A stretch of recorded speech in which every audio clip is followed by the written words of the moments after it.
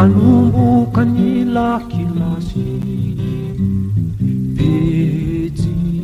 voalohany ao amina lasonoro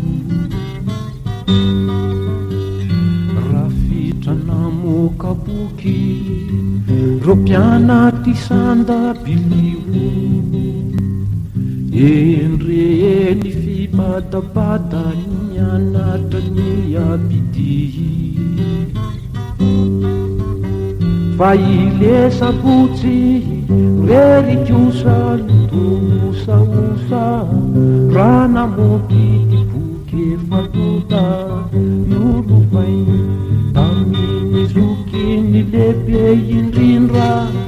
aok'izany e raha ny enatra nanono tena ka nanitrika tsy moramora ilay boky sofa tsy misy nahita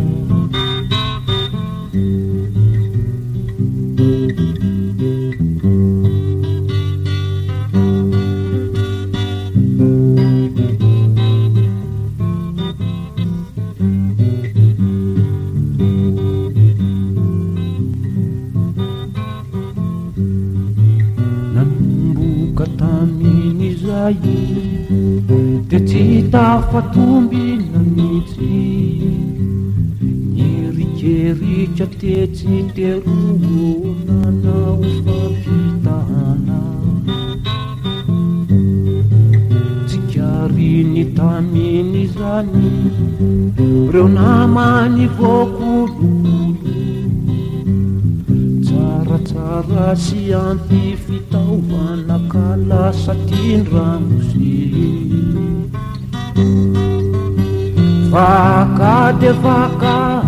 kely izay ny fahiramoze zay natao mihozaka izan-tsara nanatiny tsy mahalala ny anarany akory kivikivy le sabotsy fatoy ny very any ery de mifindra lasy ka namonjy ny farany tabilibo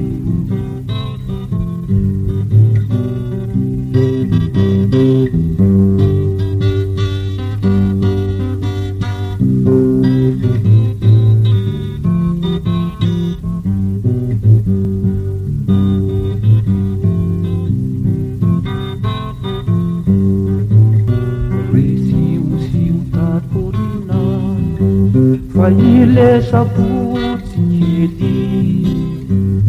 tena laza mpanao tsy dipahitra ny sekoly